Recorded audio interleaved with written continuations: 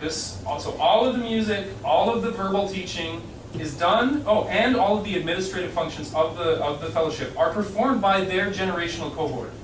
Something which is rarely seen in Chinese congregations. So at the congregational level, they never have this much freedom. And even in instances where young adults are heavily involved in ritual practice in congregations, creative control over content almost always rests with the senior leader, or with the pastor, or somebody who's overseeing the ministry. And that person's often from their parents' generation. The limited oversight provided by the fellowship creates a somewhat haphazard social environment. In fact, I don't know if we ever started in time. And they joke, they say, well, that's Asian Standard Time, so, ha ha ha. But there was an extreme informality to almost everything that we did as a group. This generational autonomy, I observed, I saw a strong commitment from upperclassmen to what they called mentorship and training.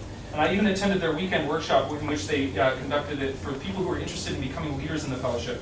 I found this commitment is really interesting because unlike many social environments, this fellowship, the population replaces itself every 4 to 5 years. So 4 years from now, if you went and did research on the same group, you wouldn't find any of the same people. And so how is it that something that's so dynamic and changing, how do they socialize quickly and strongly enough that it can maintain numbers of over 100 people, and they haven't been 100 people for 50 years, but it's certainly from year to year, it's staying at about 100 people. It's not just through socialization, but we can talk about that. One of the things this work does is challenge our understanding of congregations as multi-generational. I think this is one of the ideas that, specifically in conservative forms of Christianity, I'm interested actually if other religious groups are doing this on a broad level. Talked with some of my friends about how Mormonism does it in a particular way, but evangelicals are actually starting generational specific churches. And they're doing it quite frequently. And so I'm wondering if our congregational model, not just with Christianity, but does our congregational model limit our understanding of how different traditions are shifting in their public expression of gathering? And in how they attempt to, because you think, if it's not multi-generational, how is generational socialization happening? And I think what we could assume to say, and I think we have seen it, is that basically those people get older, and they'll marry, they'll have children, and basically, if they stay in that city long enough. But with the fluidity of populations, I think this is sort of an interesting factor to consider. Just finally, this idea of negotiation of ethnic markings. CCF is not ethnically exclusive in declaration. In fact, many of them said, the Chinese thing is just in the language. But it's quite homogeneous. In fact, I was asked, why are you here? Because I'm not Chinese. And the majority of students present while I was attending, they were either 1.5 or second generation Chinese Canadians, with smaller groups of more recent immigrants from Hong Kong and a smattering of mainland or Taiwanese international students.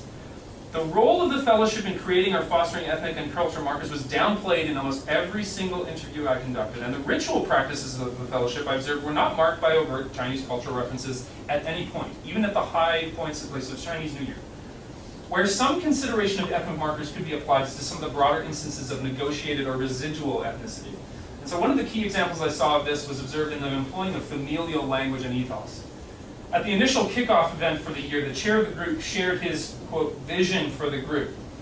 And what's interesting, that initial group, there's like 300 people, and most of those people never came to the fellowship again, but they came to that initial event.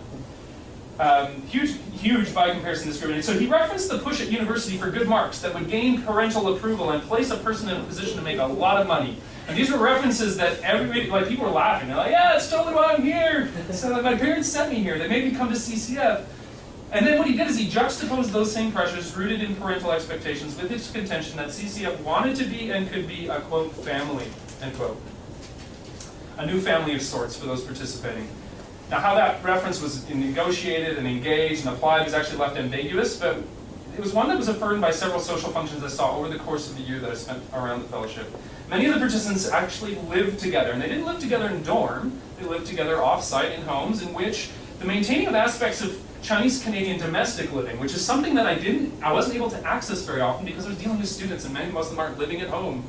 But things like we get to eat what we want, we get to drink what we want, and when I would visit them, it was very much like walking into their parents' homes, and even to some degree the decor.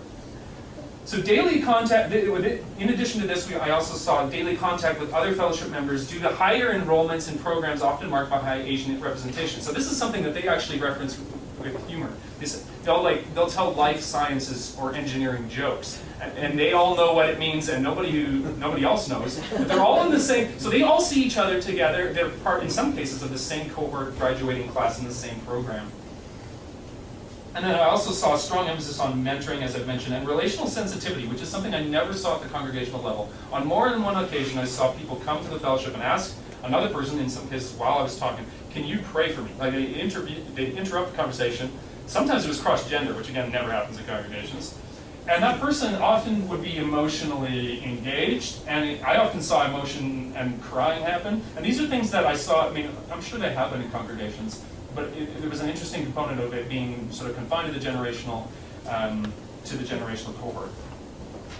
Let's finish there. I have many other examples we can talk about. Thank you. Yeah.